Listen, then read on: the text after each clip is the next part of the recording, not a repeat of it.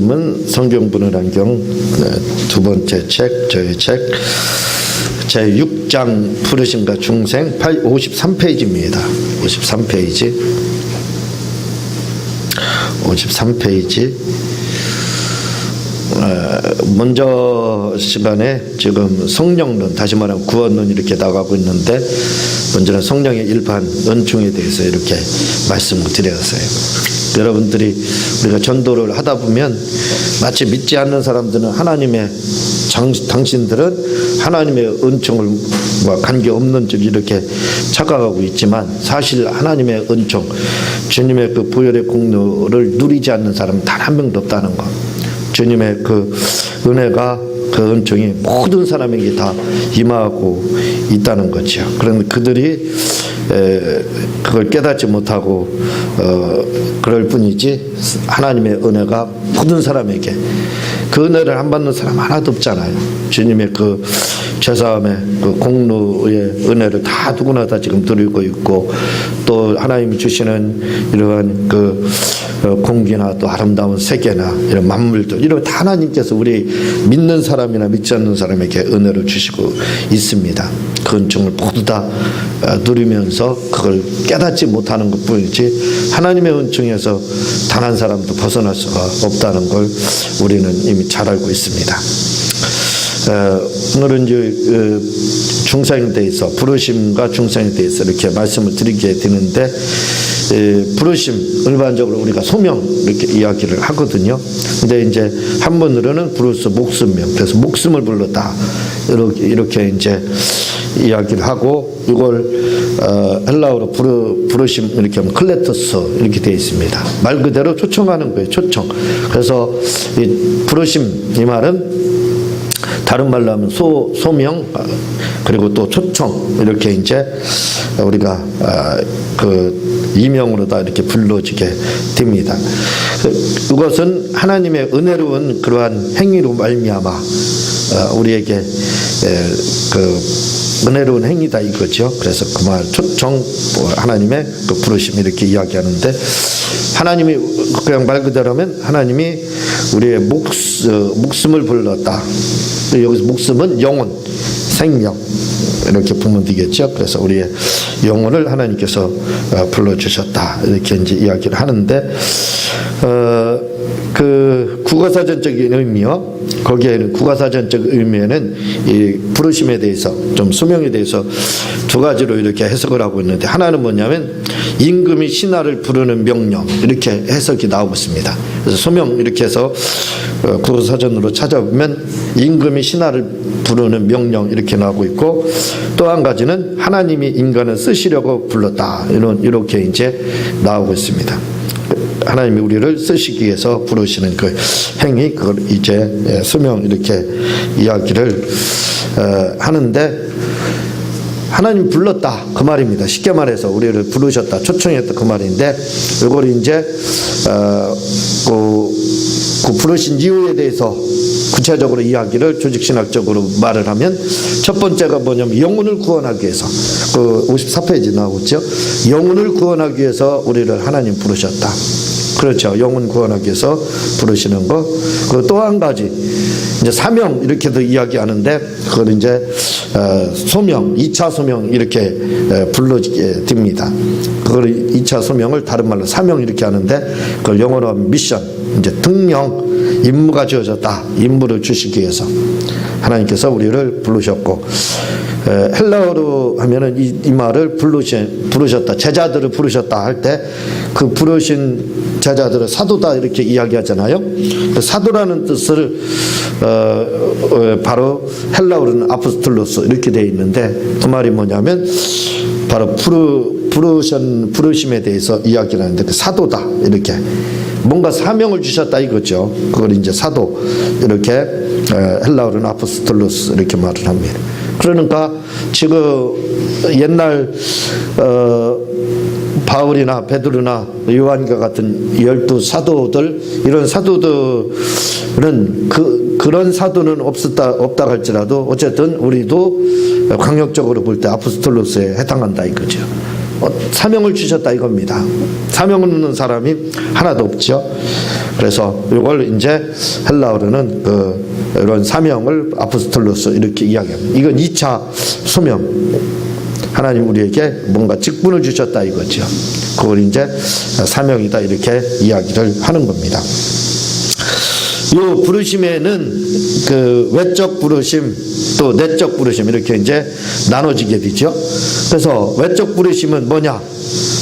외적 부르심은 뭐 잘 알고 있습니다. 그 뭐 전도 이렇게 보면 되는 거예요. 전도를 통해서 하나님이 우리를 부르시는 거. 일반적인 하나님의 행위. 그래서 그 특성은 뭐냐 할 때 첫 번째가 외적 부르심은 우주적 부르심이다. 즉 전도는 우주적 부르심이다. 이렇게 이야기를 하고 있습니다. 그래서 로마서 10장 13절에 보면 누구든지 주의 이름을 부르는 자는 구원을 받으리라.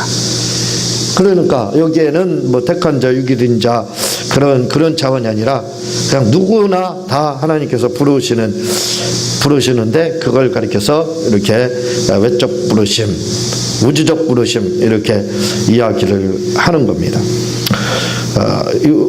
이유 두 번째로 외적 부르심은 진정한 부르심이다. 에스겔서 33장 11절에 보면은 하나님께서 말씀하는 거예요. 나의 삶을 두고 맹세하노니 나는 악인이 죽는 것을 기뻐하지 않고 악인이 그의 길에서 돌이켜 떠나는 것을 기뻐한다. 이렇게 말씀을 하고 있습니다. 그러니까 하나님은 누구에게든지 우리가 이제 그 다른 칼빈의 입장에서 유기나 선택 이렇게 이야기하는 그런 걸 떠나서 우리는 하나님께서 누구나 다 기회를 동일하게 이렇게 주셨다, 부르시고 계신다 라고 여러분들이 생각을 하시게 되면 됩니다. 그래서 외적 부르심을 이 전도를 통해서 하나님 우리를 부르시는데 그 전도에 미련한 곳 성경에 이렇게 이야기를 하거든요. 근데 이 전도를 우리가 하다 보면 느끼는 게 뭐냐면 좌절 절망이 많이 들 때가 있습니다. 왜냐하면 계란으로 파헤치기 같아요. 그냥 아무리 쳐도 진짜 뭐 하나 부서지는 그런 느낌도 안 들고 또 한 사람이라도 당장 돌아오는 것이 눈에 보이지 않고 그래서 어떤 때는 이렇게 전도를 하다 보면 이게 참 무슨 일을 하고 있는 건지 그런 생각도 들 때가 많이 있고 또 하다가 좌절될 때가 많습니다. 왜냐하면 좀 전도를 했으면 뭔가 결과가 눈에 보여야 되는데 열매 우리가 소위 이제 그렇게 열매라고 그러죠. 열매가 보여야 되는데 보이지 않을 때가 너무나도 많기 때문에 하다가 이제 지칠 때가 많이 있습니다. 그렇지만 그것은 하나님의 일방적인 그 부르심의 행위로서 전도를 통해서 이렇게 부르고 계시다는 걸 우리가 알고 물론 지금 계속해서 전도를 다 하고 계신 줄로 알지만 끊임없이 계란으로 바위치기 같지만 그래도 우리가 해야 될 것이 바로 이 전도라는 것을 우리는 기억을 해야 됩니다. 그래서 끊임없이 복음을 우리가 이렇게 전해야 되게 돼 있습니다. 사람들이 예수님을 믿는 데는 가만히 보면 전도를 통해서도 교회 앞에 돌아오고 하나님 앞에 돌아오고 그렇게 하지만 또 한 가지는 우리 믿는 사람들을 통해서 믿는 사람들을 봄으로써 그냥 지금은 복음이 다 전파가 우리나라는 돼 있잖아요. 그래서 그냥 믿는 사람들 보고 또는 교회만 보더라도 또 교회에 나와서 구원을 받고 하는 경우가 있습니다. 이런 것들이 뭐에 해당하냐면 다 외적 부르심에 해당하다 이거죠. 말 그대로 하나님께서 포괄적으로 이렇게 많은 사람들을 초청하는 것 그게 바로 이제 1차 소명 이렇게 부르심 초청 이렇게 보면 되는 겁니다. 자, 그런가 하면 두 번째가 있는데 내적 부르심이에요. 내적 부르심. 그 외적 부르심은 말씀을 드렸지만 전도를 통해서 계란으로 바위치는 것처럼 해서 부르는 거예요. 이 부르심에 이제 응하게 돼서 마음의 문을 열고 하나님 앞에 나오게 되는데 이런 마음의 문을 열고 나오는 그게 뭐냐면 바로 이 내적 부르심 이렇게 보면 되는 겁니다.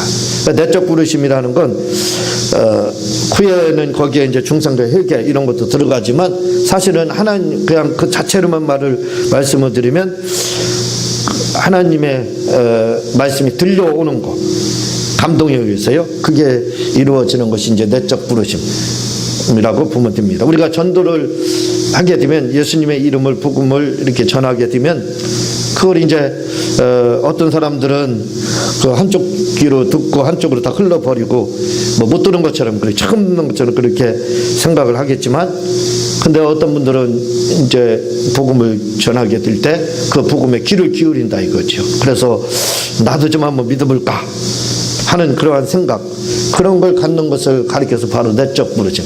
그러니까 내적 부르심은 뭐냐면 하나님 마음의 문을 여는 겁니다. 이게 누가 그 일을 하느냐? 성령님이 그 일을 하잖아요. 그걸 이제 우리가 뭐라고 그러냐면 감동 이렇게 이야기하는 거예요. 그러니까 성령의 감동이 있게 돼서 마음의 문을 여는 그 행위, 그게 이제 내적 부르심 이렇게 보면 되는 겁니다. 하나님 말씀이 들려오고 마음이 나도 좀 한번 믿어볼까 하는 그런 생각을 갖는 것을 이야기를 할 수가 그게 바로 이제 내적 부르심 이렇게 보면 되는 거예요. 마음의 문이 열리기 시작하는 거.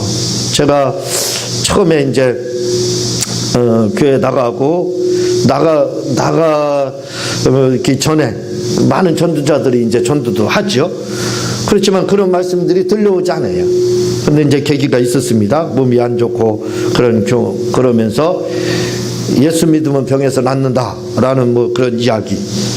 그러면서 또 낫는 것을 봤습니다. 또 기도를 하니까 저희 어머님이 좋아지는 거예요. 아프셨다가도 또 믿는 그 신의 은사 계신 그런 시골 교회니까요. 감리교회였지만 그 집사님이 오셔서 이렇게 안수 기도를 해주시고 그러니까 어머님이 좋아지시는 거예요.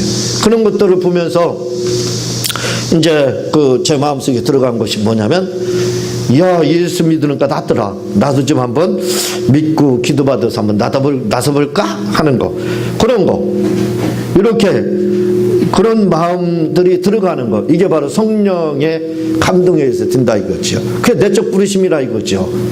구체적인 내적 부르심은 중생이지만 그러나 내적 부르심의 과정은 바로 그렇습니다. 뭔가 좀 한번 그렇게 해서 이제 나도 좀 한번 병도 나서보고 예수님 믿어서 나서볼까 하는 그런 마음을 갖는 거, 그게 이제 내적 부르심이라고 여러분들이 이해를 하시면 될 겁니다. 그리고요 이제 나갔습니다. 교회 나가서 그렇게 나도 좀 한번 나가볼까 해서 나갔어요. 나가고 나서는 무슨 생각이 들어가냐면 성령의 은사가 있다는 거예요. 그러니까 무슨 생각이 들어가냐면 나도 19가지 은사도 좀 한번 받아볼까 하는 그런 마음, 그게 바로 뭐냐면 이게 내적 부르심에 해당하는 거예요. 성령의 감동에 의해서 그런 마음이 든다 이거죠. 그러니까 처음에 복음을 전하게 되게 되면 복음을 받아들이는 사람들이 냉랭하다 이거죠. 그러다 어떤 계기가 들면 한번 교회 한번 나가볼까, 한번 믿어볼까, 그러다가 이제 하나님 살아계시고 또 만났대, 그런 이야기를 듣거든요. 그럼 나도 좀 만나볼까, 그런 생각 갖는다 이거죠. 만나고 난 다음에는 은사도 있대, 뭐 무슨 은사도 있대 하면 나도 좀 방언 좀 해볼까 하는 거, 그런 것들이 뭐냐면 내적 부르심이라 이거죠. 성령의 그 감동에 의해서 우리가 마음의 문을 열어서 이제 이러한 그 내적 부르심에 우리가 순종을 하게 됨으로써 성도가 돼가는 거예요. 그래서 은사도 받게 되고 주님도 이렇게 만나게 되는 거, 그게 이제 내적 부르심, 이렇게 여러분들이 이해를 하시게 되면 될 겁니다. 그 57페이지에 보면 중생이라는 게 나와요. 이 중생이라는 것은 그 정의는 뭐냐면 거듭나는 거, 말 그대로 거듭나는 거, 이렇게 이야기하는데 주님이 요한복음 3장에서 물과 성령으로 거듭나지 않으면 하나님 나라 갈 수 없다 이렇게 이야기하잖아요. 물과 성령, 이 물과 성령으로 거듭나지 않으면 하나님 나라 갈 수 없다 이렇게 이제 이야기하는데, 이 물이라는 것이 뭐냐 이거죠. 성령은 성령 받는 걸 의미하는데 도대체 물이라는 게 뭐냐 이거예요. 그럴 때 성경은 물을 뭐라고 그러냐면 바로 침례 이렇게 말을 하거든요. 그러니까 침례는 뭘로 다 받느냐, 세례, 침례 이렇게 이야기하거든요. 그러니까 침례는 누구의 이름으로 받느냐 할 때 예수님의 이름으로 받는 겁니다. 그러니까 결국은 뭐냐면 물이라는 것은 예수님을 주님으로 영접하는 거예요. 쉽게 말해서. 쉽게 그냥 이해를 하시면 될 겁니다. 예수님을 주님으로 영접하는 것. 그러니까 아버지의 집 천국에 어떻게 우리가 갈 수 있느냐 할 때 바로 물과 성령으로 거듭나야 된다. 물, 예수님을 주님으로 영접하고 그리고 성령을 받아야 된다 이거죠. 그래야만 우리가 아버지의 집에 갈 수 있게 된다. 이렇게 보는 바로 그걸 말을 하는 겁니다. 그런데 이렇게 물과 성령으로 거듭나는 걸 다른 말로 다 표현해서 바로 중생 이렇게 표현한다 이거죠. 거듭남을 다른 말로 이 중생 이렇게 이야기를 하게 되는 겁니다. 그 밑에 나오겠지만 중생이다 이렇게 할 때 불교에서는 살아있는 사람들은 다 불교적 용어에서는 살아있는 사람은 모두 다 중생 이렇게 이야기해요. 근데 이제 교회에서는 협의적인 의미라고 해서 중생 이렇게 하면 물과 성령으로 거듭난 사람만, 거듭난 성도, 다시 말하면 성도만, 거듭난 사람만 바로 중생이다 이렇게 이야기하는 거예요. 그러니까 불교하고는 완전히 틀린 거예요. 불교는 그냥 모든 사람이 다 살아서 움직이는 사람은 불교 관계 있든 없든 간에 다 중생 이렇게 이야기하지만 기독교에서 중생 이렇게 할 때는 바로 살아는 있지만 물과 성령으로 거듭난 사람, 그 사람을 바로 중생한 자다 이렇게 이제 이야기를 하는 겁니다. 그래서 이 중생이라는 말을 헬라어로 뭐라고 얘기하냐, 팔링게네시아 이렇게 하거든요.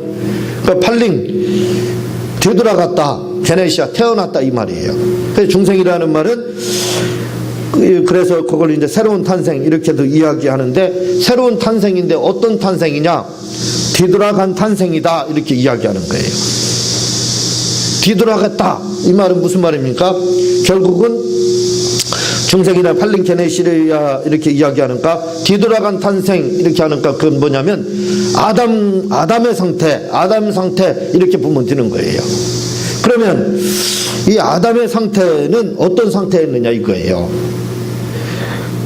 아담에게 흙으로 사람을 만드시고 그 후에 생기를 불어 넣으시니 사람이 생명이 된지라 이렇게 이야기하거든요. 영적 존재, 생명이 됐다, 영적 존재가 됐다 이거죠. 그러니까 이 살아있는 존재는 동물도 있습니다. 동물도 있다 이거죠. 그러나 그는 영적 존재가 되지 못한다 이거죠. 왜냐하면 그 속에는 영이 없기 때문에 그렇습니다. 영이 없기 때문에 영적 존재가 되지 못한다 이거죠. 그래서 생명이 됐는데 그건 영적 존재다라는 뜻을 가지고 있습니다. 근데 그 후에 생기를 부어 넣었다고 하고 있어요. 이 생기를 부어 넣었다고 하는데 구약에서 성령을 느아크 이렇게 이야기합니다. 느아크. 근데 느아크라는 뜻은 뭘 말을 하냐면 영을 의미해요. 그러니까 느아크 할 때는 영을 의미할 뿐만 아니라 거기에 또 한 가지가 뭐가 들어요? 성령을 말하고 있습니다. 그러니까 구약에서 성령을 느아크라고 그래요.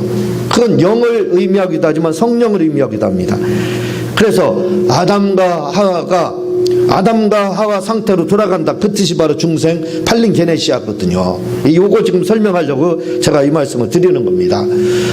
팔링게네시아, 완전히 아담과 하와가 처음 지음받은 상태로 돌아간다 이거죠. 그게 중생이라는 뜻을 가지고 있는데 그때 아담과 하와는 하나님이 생기를 부어놓을 때 다만 영만 들어온 게 아니라 이거죠. 거기에는 바로 성령님이 왜 원어에 같이 그렇게 써 있습니다. 그렇게 되어 있습니다. 그러니까 성령이 들어온 거예요. 성령이요. 그러니까 성령님이 아담과 하와를 하나님께서 그의 생기를 불어넣으실 때 영과 성령님이 같이 계셨다 이거죠. 그러니까 그 상태가 뭐냐면 바로 중생의 상태라 이거죠. 그러니까 아담의 상태, 아담이 처음 창조받았을 때 생기가 들어와 있는 상태, 그 상태가 바로 어떤 상태냐? 바로 중생한 상태라 이거죠. 다시 말하면 영만 있는 게 성령도 그 안에 있었다 이거죠. 그러다가 범죄함으로 말미암아 바로 내가 내 영이 너희와 이제 영원히 함께 하지 않는다 이렇게 이야기하는데 바로 그 르아크 성령을 의미하고 있습니다. 그래서 성령이 떠난 거예요. 영은 그대로 있는데 성령이 떠난 거예요. 그걸 가리켜서 바로 죽은 영혼 이렇게 이야기하는 겁니다. 그래서 지금도 믿는 사람들은 영이 살았다 이렇게 이야기하잖아요. 그러나 믿지 않는 사람들은 죽었다 영이. 그러나 영혼이 없다는 뜻이 아닙니다. 단지 영이 죽었다 그 말은 뭐냐면 성령이 없다는 뜻이에요. 그래서 지금도 똑같습니다. 그래서 성령이 없는 사람을 가리켜서 바로 영이 죽은 사람 이렇게 이야기하는 거고, 성령이 있는 사람을 가리켜서 바로 중생한 사람, 영이 있는 사람 이렇게 이야기를 하는 겁니다. 그러니까 그 상태로, 아담의 상태로, 최초의 아담의 상태로 돌아가는 걸 바로 중생 팔링게네시아 그렇게 헬라어에서는 이야기를 하고 있어요. 이게 바로 뭘 말하냐, 성령을 의미하고 있다 이거죠. 그러니까 물과 성령으로 거듭났다 이렇게 할 때 거듭나야 된다. 이 말은 물은 바로 예수님을 주님으로 영접하고 성령을 받아야, 그러니까 믿을 때 우리가 대부분 성령을 받는다 이거죠. 그러니까 예수님을 주님으로 영접할 때 물과 성령으로 이렇게 거듭나게 되는 겁니다. 중생이 이루어진다 이거죠. 꼭 그렇다 이렇게 말씀을 드릴 수는 없지만, 그냥 보편적으로 볼 때는 예수님을 주님으로 영접할 때 이러한 중생이 이루어진다 이거죠. 왜냐하면 예수님의 이름을 가지고 성령께서 우리 속에 들어와 자정하고 계시잖아요. 그러나 성령이 우리 속에 들어오신다 이거죠. 그래서 바로 중생 팔링게네시아가 이루어지는 겁니다. 그러니까 최초의 아담의 상태, 아담이 범죄해서 성령이 떠났다가 예수님이 이 땅에 십자가에서 죽으신 이후에 바로 이러한 성령님이 다시 우리에게 오셨다 이거죠. 그게 바로 팔링게네시아 상태, 이렇게 여러분들이 보면 이걸 다른 말로 뭐라고 하냐, 거듭남 이렇게 이야기한다 이거죠. 이 거듭남이라는 것은 뭐냐면 겟나우 아누텐, 이 겟나우 역시 태어났다 이거죠. 아누텐, 우위로부터 태어났다 이 말입니다. 아누텐 우위라는 뜻이거든요. 그러니까 거듭남이라는 게 뭐냐, 우위로부터 태어났다는 거예요. 그러니까 우위로부터 태어난 존재, 우위로부터 누가 오셔요? 우위로부터 바로 성령님이 오신다 이거죠. 그래서 거듭남이 바로 겟나우 아누텐으로서 성령님이 우위로부터 오시니까 결국 이 말도 뭐냐면 성령 받은 상태, 물과 성령으로. 그래서 그냥 이 거듭남 중생 이 말을 여러분들이 그냥 물과 성령으로 이렇게 물과 성령으로 난 상태 그렇게 이해를 하면 여러분들이 아마 충분히 이해가 될 겁니다. 새로운 피조물 카이로스 크티시스, 새롭게 창조됐다. 왜 새롭게 창조됐느냐, 성령이 우리 속에 들어왔기 때문에 그렇습니다. 그러니까 그 말들이 다 결국은 같은 말이다 라고 여러분들이 이해를 하시게 되면 될 거예요. 이 중생이라는 것은, 중생은 뭐냐, 근본적인 변화다. 그렇죠. 중생은 단 이례적인 사건입니다. 성화와 같이 이것이 전인이 변화가는 어떤 과정이 아니다 이거죠. 그냥 단 한 번에 전인격적으로 이렇게 변화되는 것이 바로 이 중생입니다. 그래서 두 번째로 순간적인 변화다 이렇게 이야기하고 있어요. 중생은 성화되는 것이 아니라 순간적으로 이루어지는 것이다. 그래서 영접하자마자 지옥에서 천국으로 옮겨지는 것, 이게 바로 이제 중생. 자, 이 중생의 주체에 대해서 이제 달라지는데, 개혁주의하고 알미니안주의입니다. 알미니안주의는 뭐냐면 전적으로 성령의 사역 이렇게 이야기하지만, 알미니안주의에서는 사랑과 하나님의 협력 이렇게 봅니다. 제가 보기에는 알미니안주의가 맞지 않을까 이렇게 이제 저 나름대로는 생각을 해요. 그래서 우리가 주님 앞에 나가서 주님을 영접하고 하는 거, 그런 거, 이런 걸 통해서 이루어진다 이거죠. 그러니까 성령과 합해서 협력해서 바로 그 이루어진다 이렇게 보면 될 겁니다. 중생의 주체는 바로 성령과 나와 합력으로 이루어진다. 여러분들이 그렇게 생각하면 될 겁니다. 중생의 필요성, 중생즉 거듭남이 없이 하나님의 자녀가 되는 구원은 받을 수 없고, 성령 충만도 받을 수도 없고 또한 하나님과 교제도 나눌 수 없다. 그러니까 중생이라는 것을 통해서 우리가 하나님의 자녀가 그때부터 되는 겁니다. 그리고 그때부터 이제 성령 충만도 받을 수 있고 하나님과 교제도 이루어지게 된다 이거죠. 그래서 반드시 중생을 우리는 거쳐야 되게 되는 거죠. 자, 이 구원의 순서 6번째 나오고 있는데 사도행전 16장 14절에 보면은 아주 명확하게 설명이 되고 있습니다. 뭐가 설명이 되느냐면 외적 부르심과 내적 부르심과 중생에 대해서 이렇게 한마디로 요 사도행전 16장 14절이 그걸 설명한다 이거죠. 그 뭐냐면 누아디라의 성의 자주장사로서 하나님을 공격하는 누디아라는 한 여자가 들었는데 잘 알고 있잖아요. 자주장사 루디아 이렇게 알고 있는데 그 여자가요, 이 여자가 하는 여자가 들었다. 이게 뭐냐면 외적 부르심. 그 복음을 듣고 전도를 듣고 하는 것이죠. 그러니까 그 외적 부르심 이렇게 되는 겁니다. 그리고 주께서 그 마음을 열어 아까 말씀을 드렸잖아요. 외적 부르심은 전도, 쉽게 말해 전도 이렇게 보면 되는 거고, 내적 부르심은 마음의 문을 여는 거예요. 그래서 한번 내가 열심히 주님의 교회 나가볼까, 내가 한번 열심히 신앙생활 해볼까, 기도해볼까, 이게 성령에 의해서 이루어진다 이거죠. 그런 마음을 여는 거, 이게 바로 이걸 내적 부르심 이렇게 부는 거고, 그리고 바울의 말씀을 청중하게 하신지라, 이건 바로 중생을 의미한다 이렇게 이야기를 하고 있습니다. 그래서 부르심과 외적 부르심, 내적 부르심, 중생을 가장 좀 설명하는 게 뭐냐면 사도행전 16장 14절 이렇게 여러분들이 이해를 하면 될 겁니다. 다음 시간에 제 7장 회심과 믿음 이렇게 나가도록 하고 제가 기도하고 주님 가르친 기도를 마치도록 하겠습니다.